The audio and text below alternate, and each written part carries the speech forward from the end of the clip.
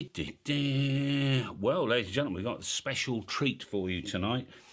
If you're watching on replay, then... Oh, wait a minute. I can hear myself. It's about a 15-second delay. If you're watching on replay, I've normally got a tip for you if you're watching on replay, but I've forgotten what the tip was, so there we are. Anyway, welcome, everybody. Kite Antennas. So I watched a video not so long ago by James Day, M0G. He'll remind us of his call sign in a minute. Who put up an end fed. He drove up to Wales, put up an end fed. I watched the video, immediately emailed him and said, I want to interview you because I've got so many questions. And if I've got questions, you'll have questions as well. So let's introduce James here, and here he is. James, I apologise, mate. I've forgotten your call sign. M0GQC? That's the one, yep. And well, thank you for inviting me on. Appreciate it. Lovely. So, well, very good evening. Thanks for joining us, mate. It's really kind of you. Now, James knows that what I did is I took his 13-minute video and made a sort of a minute and a half, 2-minute cut-down version of it so you can see what he did. So in a minute, when a few people have joined, we'll play that. And we'll play it again if you've missed it on replay. Or play it near the end as well. We've also invited a few UK creators. I only invited them half an hour ago. They might not even got the invite if they wanted to join us in 15 minutes' time, because apart from flying a kite, we got other ways of doing this, haven't we? You could do a helium, or, well, I fancy hydrogen and then shooting it with a rocket afterwards and watching the bang. But, oh, there's Tim. Tim, I've put a link on the UK Discord creators chat. It's a drone. I fancy using. Have you ever thought about a drone, James? Yeah, I think there was a guy actually did that, wasn't there, on YouTube? I watched a video a while back. Okay. I can't remember his channel. It was a French guy. Is it Prepper something? Oh, was it Gilles? That's the one. Yeah, yeah. It was quite a while ago. It was, I think it was a couple of years ago. But yeah, there is a video on there. Someone has done that. So Tyler's saying that somebody did it with a balloon, and Thrill Science has always assumed it was way too dangerous to do. But anyway, so before we play your little bit, James, first of all, can you just explain to me, before you thought of a kite antenna, had you flown a kite before? Not for about 30 years. So it was kind of a new experience. Did you have to go and research it? How am I going to do this? Yeah, well, I did a bit of research online, and most of the write-ups seem to come back as use a sled type kite because they have a higher lift and less angle of attack, so you get a steeper vertical angle on the wire. Okay, what type of kite's that called? Sled antenna. Sorry, sled kite. SLED? Yeah. Sled kite. Okay. I know you've got some links for later, because we'll draw up a parts list for people, all right, to do this, because I need to go and buy a kite. Okay, fine. So you bought the kite and then just had to do it. I mean, nobody showed you. You had to go, how's this going to work? I watched a few videos on YouTube and basically just figured it out for myself. I think the biggest thing that seems to come up time and time again is just watch out for the static. Because it's longer than a DX Commander 10-meter vertical, I suppose. Well, having said that, you think about it though, it's an end fed halfway for 40 meters. What's the difference between a kite antenna and an inverted V? But I don't know. I'm not one for taking chances on that, so yeah, I like to make sure I ground them. Okay. All right. So you used a 49. I'll play this video in a minute, guys. 49, and then we can talk about it. A couple of screw-in dog pegs. One for the wire, I've got one of those down here. Antenna. Yeah, one of those. What I want to know, well, let's just play this for you guys, because it's quite interesting. It's only a couple of minutes long, and then we'll come back and chat. All right. So this is James's show now. This is what he did. I've just trimmed it down, okay? Right, I recently did a presentation at my local radio club. It was primarily about SOTA, Summits on the Air, but the conversation moved on to kite antennas, nicknamed the DX Commander antenna. So called because I use this wire here. This is DX50. It's got a breaking strength of around about 130 kilos. Kite string has a breaking strength of, I think it's about 110 kilos, and the kite I'm using today, manufacturers say it'll pull about 90 to 100 kilos. I'm going to run it as an end-fed half wave, so I've got my 49-to-1 here, a little clip on there for the ground. I use these dog stakes that you screw in the ground, make absolutely brilliant anchors for kite antennas. I clip my 49-to-1 onto there. So there we go, we've got 2 anchors in the ground. So I've got 2 stakes here. See, I've got the string attached to one and I've got the wire attached to the other one. Got a 49-to-1 transformer there. Insulator, so the guide rope attached to the insulator, and then I've got the DX Commander DX50 wire up there, and a nice bit of coax here. And if I follow the antenna wire up there, it gets about halfway up there, and then it attaches to the string. I don't think you're going to be able to see it on camera. Mike Whiskey Zero, Golf Quebec Charlie Portable, calling CQ SOTA. CQ Summits on the air, standing by for any calls.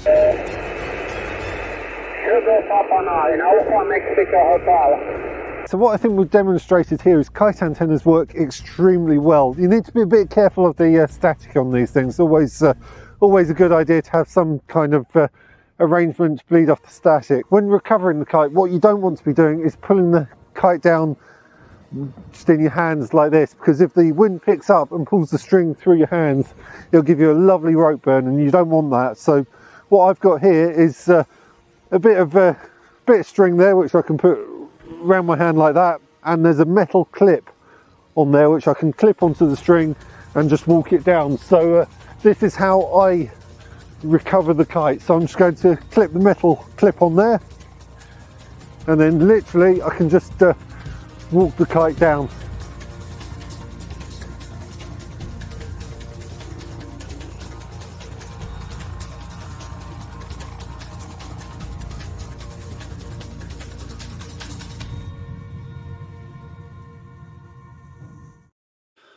I've got to say, James, you know, they say content is king, and that was great content. I know you spent a whole day going out there, filming it, coming back, editing it, and that sort of thing. And I've got one comment to make. And by the way, if you guys have got questions, load them up for us, and so we can answer them. So it's not just all me.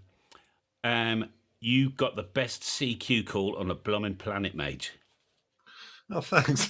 I mean, you call. I mean, somebody said it was Aid Larson years ago said to me, he's an Australian player, you have to call CQ like your life depends on it. And for you, that was what was happening for me. I just thought it was fantastic. So I'm just letting you know. I think you just have to sound different to everyone else on the band, don't you? You just have to sound unique and different. Going in my favour, I was doing a SOTA activation there, so I've got a spot up. People are looking for me anyway. So that's going to generate a bit. I see what you mean. Okay, that's fine. Okay, so my questions are, you've got this DX50, which is a Kevlar cord wire, which you know it. Yeah. 2 questions there. Just remind us, how long was that end fed then? Was it a 20-meter long piece? Yeah, it was end fed half wave cut for 40 meters, so give or take 20 meters. Yeah, just cut for resonance. And did you have to trim it a couple of times to get it the right length? Yeah, so as with all end fed half waves, cut it a bit long, and I sent the kite up and pulled it down a couple of times. Okay, so I'd actually done that locally. Yeah, I've got a local spot. I just sent it up, took the antenna analyzer down there, and it took about 2 or 3 attempts to get it right. Okay, so that's the first thing. Second thing is, if you've got a kite string which is about 100 kilos, and you've got the DX50 wire, why do we need both? Why couldn't we use the DX50 only? I'm just interested. I used it as a backup, so if the wire gave way, I've still got the string so the kite doesn't disappear. Good point. Which did actually happen to me once in the first kite video I made, which was a little bit embarrassing. And secondly, obviously, the higher in the air you can get the kite, the more wind it's going to pick up, because the air I see what you mean. A little bit turbulent close to the ground. So I've got 20 meters of antenna wire, and then probably about another 20 or so meters on top of that of kite string. Yes, of course. So it gets the antenna up, gets the kite up nice and high. And how do you connect your antenna wire to the kite flying string? Okay, well, I can show you that down here, this is my reel of wire, and I just use these dog bone insulators, these plastic ones. So hold on, if I take that off, and I've done a really good job of tying this up. Throw them in the comments. Where's the end of it? Tell this doesn't come out very often. I've done a really good job of tying it up. There we go. So there's the wire and just a dog bone insulator on there. Sure. And I've wrapped it around a couple of times. I found at first this wire was pulling through, which is the other reason why I wanted the backup string, because it was pulling the wire through. So I've wrapped it around the insulator. Just lift it up a tiny bit for me so I can see it better. Sorry. That's it. Lovely. Yeah. There we go. It's got so electrical and then you've wrapped it around, taped it, got it. Yeah, and then just got some. You've got some mast strand. And that's what ties onto the dog stake. So this is the this is the end. Now the other end of that, the other end of that wire, the other end of the DX50, the one that's right up in the air, you just attach that to the kite. Yeah, string that's with the a bit clip. you couldn't see in the video, but yeah, exactly the same as this end. And then I just tie the string onto the dog bone. And I just put a loop in the middle of the string. So you've got the string and the wire going down to the stakes on the ground. And then tie the string onto the dog bone about halfway up, so it pulls tight on the wire. So the string you saw in the video, the string was actually loose. That's fine. Yeah. And then the rest of the string, obviously, straight up to the kite. Chris asks, "What's the longest you could conceivably?" I mean, Chris, you've beaten me to it, really. But I mean, this is dependent on we get a breeze. Okay. Yeah, now, when weather you're dependent. already on a hill, it's easier to get a breeze than if you're in the local park. Yeah, I mean, for SOTA activations, I'm typically up there for about an hour. So I might do. I'll typically start off on 40 meters, perhaps have a 10-minute break, and then go on to 20 meters. Yeah. In an end-fed halfway, you can run both bands. Of course you can. What other options do you think there might be? I mean, an end-fed half wave, it's got to be I mean, it's just so easy, isn't it, for a kite antenna? I mean, exactly. No other, unless you mono-banded, like a 160-meter vertical or something. Well, what I used to use was, if I reach up here, oops, there we go, destroying the place. Yeah. I used to use this antenna tuner, MFJ antenna tuner. Okay. Just a random length of wire, but then of course you need a counterpoise for that. You need to make sure you ground it, so you're into using resistors to bleed off the static. Bleed it off, yeah. The great thing about what resistor would any resistor do you think, or just a fairly high value, 500? I think most of the literature says about 1 mega ohm. 1 mega ohm, okay. That's quite a high. Yeah, quite a high straight value. Off the driven element to ground. From the driven element to ground. It's still a DC. I've only done that once or twice. Just seeps it. Okay. But that's the other advantage of using a end-fed half wave with a 49-to-1, because this is the transformer I use. Yes. And if you actually get a multimeter on it, you'll find that from your earth terminal to your driven terminal is a direct path.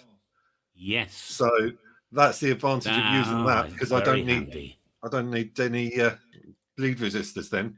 Yeah, and then I just take that clip, and I don't know how good a ground that dog stake makes, but I figure it's better than nothing. Well, it's a ground, isn't it? I mean, it's not perfect. Exactly. Yeah, but exactly. I mean, it's better than nothing. It's not like sticking a 4-foot-long copper pipe in the ground, but you're not going to do that on the SOTA Summit anyway.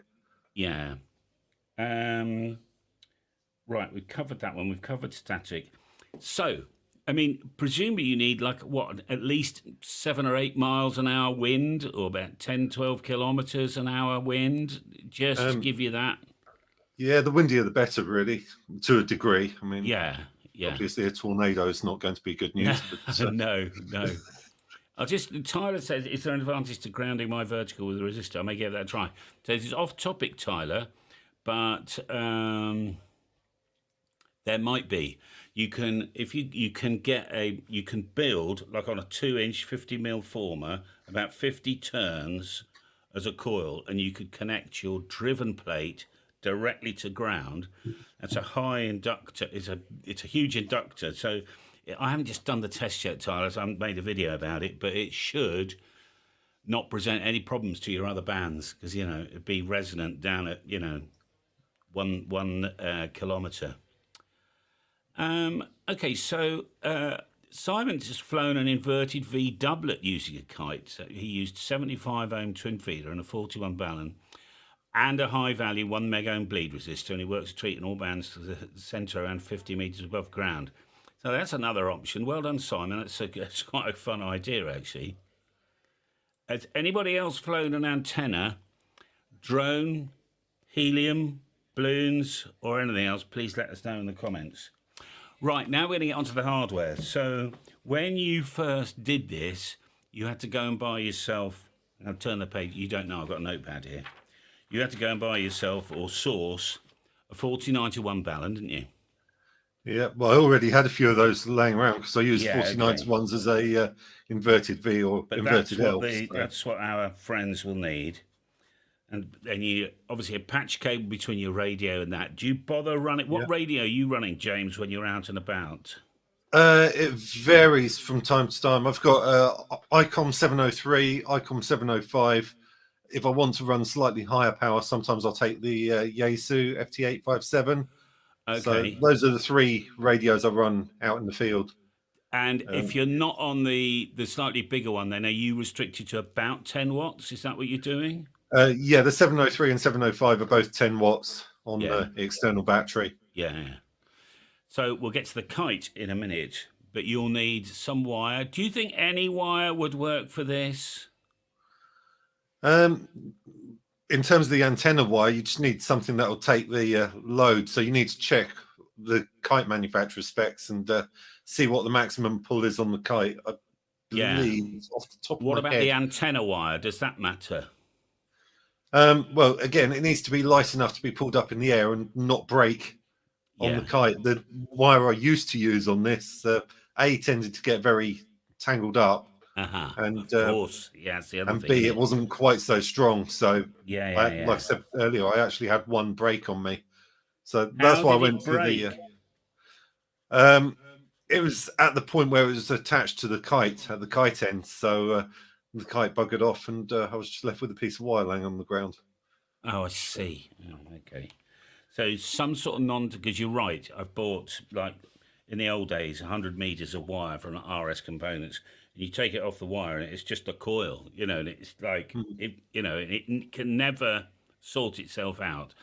So one piece of advice I did read online, which is probably worth noting, is when you're designing it, if you're going to make a point that's weaker, if you want it to break, make sure it breaks at the kite end rather than at the ground end, because you think about it, if it detaches from the ground and goes sailing off into the distance, A, you don't want it to take your radio with it, and yes, and indeed. B, probably the bigger danger is if you've got a kite with a nice long 20-meter piece of wire sailing through the air, probably 100 foot off, a couple of hundred foot off the ground, then what's going to happen 2 miles down the road when it gets to overhead power lines? Okay. It was a quick one there from Andy. Actually, just wanted to know if you'd done this for 80 before I forget. Not yet, no. Something I'd like to try. I need to get some more wire for that, actually. Okay. But, talk to me and I'll do your deal. All right, yeah, it'd be interesting to try. You just have to be a little bit careful with your altitudes on this, because let's talk about altitude then. What are you allowed from ground level then? Off the top of my head, I think it's 60 meters in most parts of the UK. There are restrictions near airfields and areas where the military fly low for training, but for the most part, I believe, and I'm sure someone will correct me in the comments if I'm wrong, but I think it's 60 meters. Okay, so that's height above ground. So if you consider the wires going up at an angle, even if you've got 60 meters of kite string, it's not going to be 60 meters above the ground unless it is purely vertical. Roughly what angle? It looked like you were achieving about 40 degrees off the ground. Is that normal? Yeah, about that. It depends how strong the wind blows. Stronger winds, it'll typically be a bit steeper. But Yeah, about 45 degrees or so is fairly sort of typical. Sometimes I think the best I've seen is up to about 70 degrees, something like that. Okay, fine. So you're We're just usually coming on somewhere to in that. kites. I'm sorry to interrupt. Somebody wanted to. And in fact, James is just about to suggest a sled type kite. I happen to know that. Okay, so you got your non-tangle wire. Where do you get those screw-in dog leads? Supermarkets, I online? think I bought those online. I think they just came off of eBay. But you go to any of the pet shops, I think Pets at Home will Okay, have them and places like yeah, that. If you've I like got that a pet idea. shop nearby. A screw-in ground stake, I guess you would call that. Yeah, I mean, you could probably just get away with one. I used two in the video just because I A, I had notice, two, and yeah, B, just and as a why not? backup. You know, The, yeah. the ground, what you couldn't see in the video was the ground there was actually fairly soft. So I Uh-huh. didn't like the idea of the stake being ripped out. No, So I no, figured if I indeed. put So two you in, have, I've got two chances. yeah, you have, yeah, indeed. Okay, and if for some reason the string broke to the kite, as long as it was low down, you've still got presumably the Kevlar antenna wire holding the kite, maybe.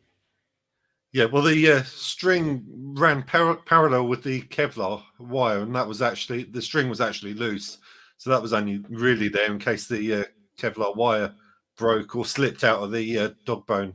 Yeah, okay, I spotted that. Good. Simon says, yeah, we're 60 meters.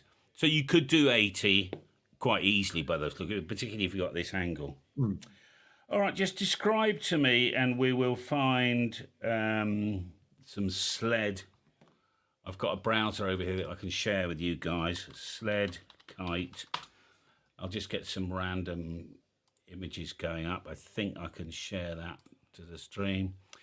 So these are kind of haulage kites, aren't they?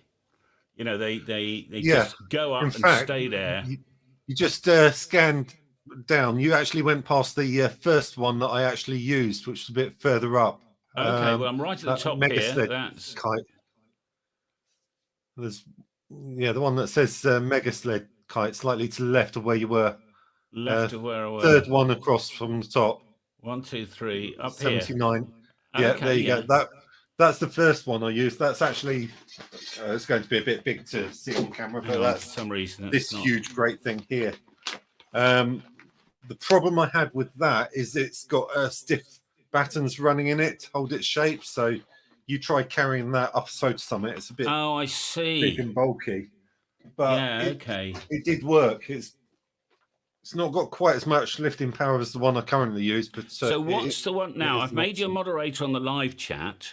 Okay, so hold on. So if you've got a link to You the want me one to you post a link like, for? I'm sure people. I hope you're on commission, James. Write it down while you have it on Unfortunately, not. video. No. Don't worry, we will. Hang on. This is There you available go. on replay, So so you'll be able to that's anything the we actual do. kite that I used. Okay, let me copy that link And and paste it here. hang on.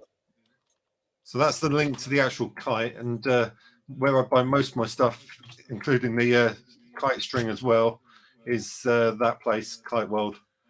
I forget where they're based. I think they're in Well, right, Essex okay, somewhere. fine. They're an online shop. Yeah. So Now I'm not quite yeah, sure. no commission from them. They're just what I use. So it says it's 1.6 meters in width. Would that be right? Is it about that I size, or believe is so. it Yeah, bigger? yeah. They do several different sizes. I think they do one up to. I think there's one up to about 5 meters or 8 meters as well. Okay. But that's So going to this have a huge amount of bigger, pull on it. yeah. So it's bigger means that you can fly it in lower wind as well. Basically, yeah. The Okay. bigger it is, the more surface to catch the airflow, the harder it's going to pull. Yeah. So in light winds, I guess ideally you'd use a bigger one. In strong winds, use a smaller one. But then, if you look at the prices on those, they're actually quite expensive. So, do you really want to get multiple? Oh, I see what you mean. Kites? Yeah. Okay. So I'll just have The a one look. I See if there's- put a link to there, I think was 100 and something pounds. Was it off the top of my head? Yeah, About it was. 150 Yeah. pounds. Can I? Is that? I can't- think I only paid about 120 for it, but prices Okay. going up these days, you know. But Yeah. the good thing about the one I actually posted there is it comes in a nice little bag like that, so literally I can just stuff that in my rucksack. Yes. Have you Nice, just got the small and light. one? Yeah. Yeah, okay, fine. And if you, I assume you've got to be really careful when you're winding it back in, otherwise you could end up with stuff everywhere. You had a little technique. So I've just got to read Simon's note. He says he spent 2 hours one evening using 3 kites to put up a delta loop for 160 metre band. I mean, this is, Simon, you're about as bad as I am. And he worked a treat for 30 minutes until the wind dropped, and he spent 4 hours untangling the mess. Well, that's the advantage of only having one wire, I suppose, a straight wire, because if the kite comes down, it just lays on the ground. Yeah. Tim just wants to tell us that kites are soaring. Kite prices are soaring. Very good. Okay, so now when you buy a kite, do you get the reel and the wire, you know, the string and everything, or do you have to, like, buy all the bits? I can't. No, they were separate. So the kite is the expensive bit. The string... 100 meters of that, I think that was only about 10-15 pounds, something like that. Okay. And I bought these reels to put it on as well. I use these yes, I saw that. They are kite string reels, so it just keeps everything neat. Got one for the kite string, one for the wire. Antenna. Yeah. Okay, and you're using... Of course, it makes quite a nice light setup if you're hiking uphill somewhere, because you've got those 2 reels, 49-1, and dog stake and the kite. Yes, I saw. And so you're using, so this is it here. Sorry guys, I'm just going to show you this here. So this is the wire that, where are you, that James is using. So it's inside is all these Kevlar strands, isn't it? I think actually I can click that and make it bigger. Oh yeah. And then, and that's it there. So did you find, because I haven't used DX50 myself that much, if you know what I mean, did you find, oh, I saw my blurb on it. Would you say that it was flexible enough so you're not at risk of getting a major tangle? Yeah, I found it better than the, definitely better than the other stuff. Got quite a nice pull on it as well, you know, braking strain. I think you said in your video about 130 kilos of. Well, that's what I've not actually tested that. The managing director's bondage expert. No, they actually tested it at the factory because they didn't know, and I said, "Can you test it for me?" So it will have a design strain. But no, it's absolutely ideal because it doesn't tend to tangle. Yeah. So apparently, when you do braking strain, you have a working strain, don't you? Have your braking strain, but it broke at 135 kilos. Now that's heavier than me, so I could potentially hang myself on that. Not that I want to. Yeah, please don't do that. No, I'm not. Please don't do that. Don't worry. Yes, that reformed vapist. I always read that as with a different letter in it. But anyway, is that your DXY account? Is it on the site? Yeah, it's called DX50. So let's play James. If you're new around here and you weren't at the beginning of the stream, let's just play James's little video again so we can wrap up. So let's just shoot this. Sit back and enjoy it. It's only a couple of minutes long. Here we go. Right, I recently did a presentation at my local radio club. It was primarily about SOTA, summits on the air, but the conversation moved on to Kite Antennas, nicknamed the DX Commander Antenna. So called because I use this wire here. This is DX50. It's got a braking strength of around about 130 kilos. Kite string has a braking strength of, I think it's about 110 kilos. And the kite I'm using today, manufacturers say it'll pull about 90 to 100 kilos. I'm going to run it as an end-fed half wave, so I've got my 49-1 here, a little clip on there for the ground. I use these dog stakes that you screw in the ground, make absolutely brilliant anchors for kite antennas. I clip my 49-1 onto there. So there we go, we've got 2 anchors in the ground. So I've got 2 stakes here. See, I've got the string attached to one and I've got the wire attached to the other one. Got a 49-1 transformer there. Insulator, so the guide rope attached to the insulator, and then I've got the DX Commander DX50 wire up there, and a nice bit of coax here. And if I follow the antenna wire up there, it gets about halfway up there, and then it attaches to the string. I don't think you're going to be able to see it on camera. Mike Whiskey 0, Golf Quebec Charlie Portable, calling CQ SOTA, CQ Summit's on the air, standing by for any calls. Sugar Papa 9, Alpha Mexico Hotel. So what I think we've demonstrated here is kite antennas work extremely well. You need to be a bit careful of the static on these things. Always a good idea to have some kind of arrangement to bleed off the static. When recovering the kite, what you don't want to be doing is pulling the kite down just in your hands like this, because if the wind picks up and pulls the string through your hands, it'll give you a lovely rope burn, and you don't want that. So what I've got here is a bit of string there, which I can put around my hand like that, and there's a metal clip on there which I can clip onto the string and just walk it down. So this is how I recover the kite. So I'm just going to clip the metal clip on there, and then literally I can just walk the kite down.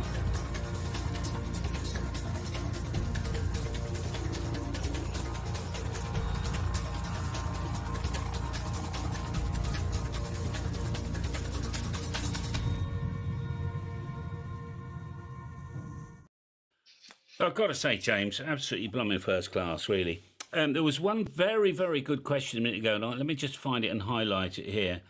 And, it was that one there. Does it twist? So what I'm worried about, because this sort of thing will happen to me, if we've got the kite coming up here, and then your antenna wire coming up down sort of to there, you're not likely to get a twist or a spin. It just holds, does it? No, because the kite has a tail on it to stop the kite spinning. So Okay. literally, yeah. Yeah. So And the it's keeping trick, the wire tight. I like the trick of just walking it down, not trying to reel it all in. I mean, you'd get in a right pickle, wouldn't you? Yeah, exactly. Well, that's the easiest way of doing it. Just walk it down. I've removed the kite from the end, so then you've got the string laying on the ground, and you've got the wire laying on the ground. So then I just get my reels and walk along, reel it all up. That's probably the longest says part of it. tail and foil design keeps it stable. So Yeah, that's good. exactly. And just so he's not left out, Andy Cowley. And he shows up in every amateur radio live stream. Amateur radio stream. So there we are. Diamond, what do you think? I think that was a good show for the people back home. Thank you very much for joining us. James, well done, mate. I've got some branding. I hope we answered a few questions, and thank you again for inviting me on the channel. Yeah, I haven't seen any other questions. You get better results if you... vertical. Love it. Oh, there's Jenny. Jenny, you need to try a kite next time. So there we are. I'm going to play this little end sting. It's just the music. I'll turn it down so it's just in the background with any luck and no more. James, all the best, mate. Thanks for joining us. And people back home, your channel, James, it's Amateur Radio UK, isn't it? Yeah, absolutely. Do all sorts of weird and wonderful stuff. Mainly SOTA. Do a bit of worldwide flora fauna. So I'm mainly portable, but I do a little bit at home as well. If they just put in YouTube Amateur Radio UK, they'll find you. Yeah, it should come up fairly high up, or search for my call sign it up as well. M0. I did it earlier on Amateur Radio UK. Guys, just before we go, let me give you the link to this. There it is there. Copy, paste. Made a full screen video. It's in the live chat now. James, all the best, mate. If you stay there, I'll end the stream and then I can say thank you very much and all that nice stuff. No worries. Cheers, Callum, and thanks to everyone watching at home as well. 73, folks. Bye for now.